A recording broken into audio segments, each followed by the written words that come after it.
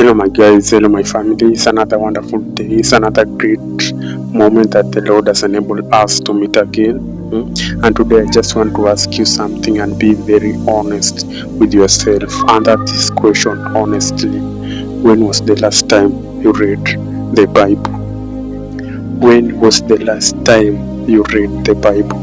You see, the funny thing is we all want miracles. We all want to see God's work, but yet we don't want to spend time connecting with Him.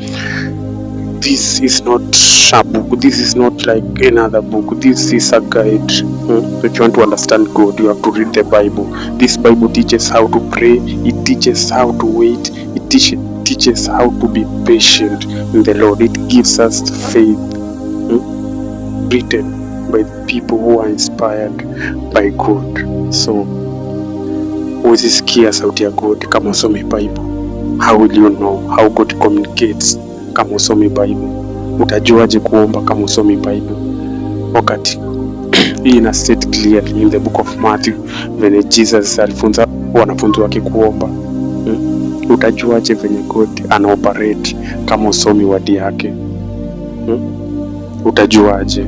Manze, tukue serious, tusikue watu tunajiita Christian by name but actions zetu hazishow anything yenye na reflect Christianity. Ukijiita Christian, life yako inafaa reflect the image of Jesus Christ, venye Jesus Christ aliishi.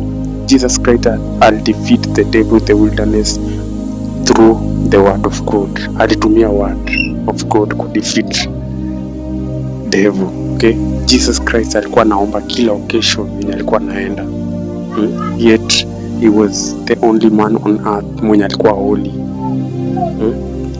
He was sinless. God aliamua kutumia ili tupate salvation. Because God hakuna time anataka watu wake perish. Anataka sisi wote to receive salvation, sisi wote tuone ufalme wa mbinguni. But hauwezi connect na God kama usomi Bible. Hauwezi connect na God kama uombi. Utasikiaje sauti ya God? Hauombi au usomi Bible but unataka miracles. Haiwezi happen.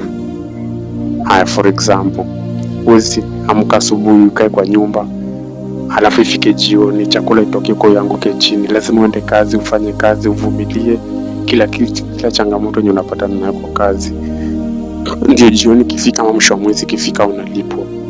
The same way lazima to surrender ourselves in God. God mwenyewe anasema kwa wadi yake tukimseek in truth, tutampata. Tukiomba anything in truth, in Jesus name, tutapata.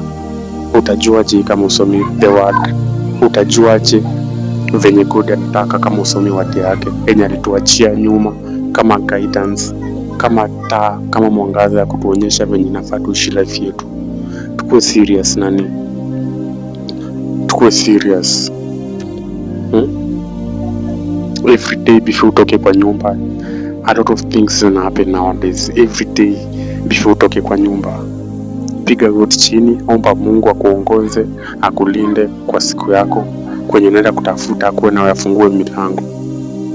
Ukirudi kwa nyumba jioni, piga goti chini, shukuru Mungu kwa kurudi salama,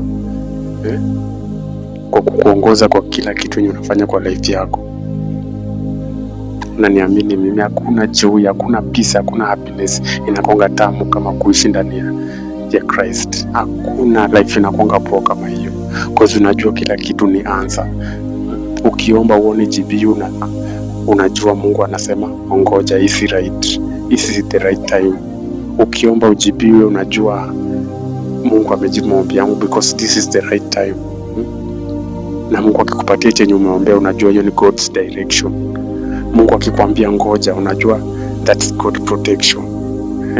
Because God anatupenda si wote. God hachagui, God hapagui, na God si Mungu si ati ni Mungu watu wanaenda church kila Sunday. Si mtu yote anaweza receive Christ na apate salvation. Ukwe Muslim, ukwe Buddhism, ukwe Hinduism, Christianity is all about unity, love. Hiyo ndio love Christ alikuwa anaongelea. Yenye alitoka, aliacha ufalme, aliacha wokovu, aliacha heaven, akakuja hapa earth ili kufa kwa msalaba kwa ajili yako. na mimi, ili tupate salvation ya free. Salvation si ati tuna deserve, but that's ilikuwa tu grace ya God yenye ali extend kwetu ndio tupate salvation, cause Mungu intention yake haikuwa mtu yote aende hell, akatupatia free will ya kuchagua chenye tunataka. That's why kwa life kila mtu anachagua chenye anataka, but siku ya judgment day ukienda hapo mbele, tuseme judgment day ni kesho, uende hapo mbele, Mungu akuulize time nilikupatia on earth ulinifanyia nini? Utakuwa na kitu ya kumjibu? Ama utasema tu ulikuwa unajiita Christian, ulizaliwa kwa Christian family, ulikuwa unaenda church kila Sunday? Kwenda church haimaanishi ati umereceive salvation,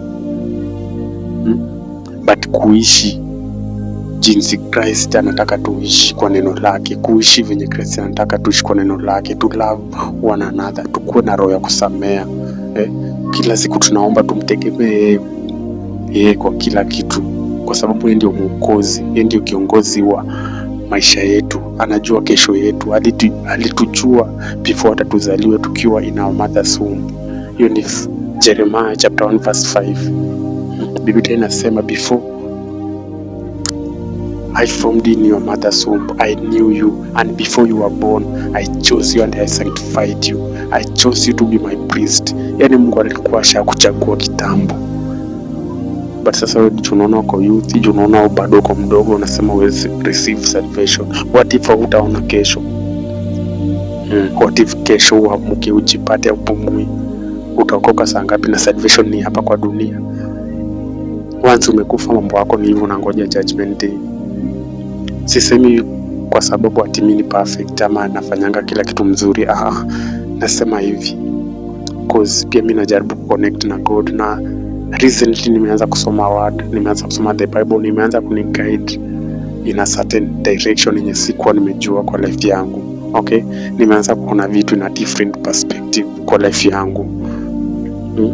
Inaniguide jinsi ya kuomba, inaniguide jinsi ya kucommunicate na God, inaniguide jinsi ya kuforgive watu wenye wamenikosea, because hata mimi Christ alinisamea, na hata sikuwa, yani alinisamea makosa yangu yote, alinisamea kwa kufa msalabani ili nipate salvation ya bure. I did not siku deserve hiyo msamaha, but alinisamea out of love. That's how Christian we should do. Unasamea mtu not because they deserve your forgiveness. We forgive because Christ already forgave us our sin. We forgive because we want to be forgiven our sin also. So kwanza leo chukua Bible yako nani, hata kama ni kuchanga ama download Bible hapo simu, kila siku jaribu kusoma verse moja ama mbili, ukiunderstand na penye understand unauliza mtu, mnashare, unatafuta marafiki, mna grow together in Christianity. Na ndio nakwambianga ukiwa youth sai, be very careful na watu unatembea nao. Okay, be very careful. Ni hiyo tu nilikuwa nataka kuambia.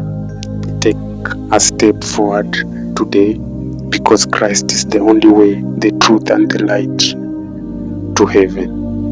Be blessed, have a wonderful time kokote kwenye mko. Nawapenda sana na God anawapenda. Be a believer.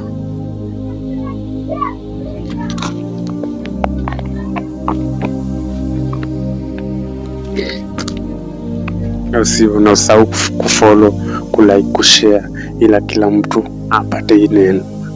Wacha tushare gospel worldwide. Tusikuwa tunaongoza tu kwa kushare secular, kwa kusikiza secular. Wacha pia gospel ienee kwa kila mtu apate salvation. Hiyo ndio furaha yetu na hiyo ndio kazi yetu kwa dunia. Be a believer. God loves you so much. Until next time.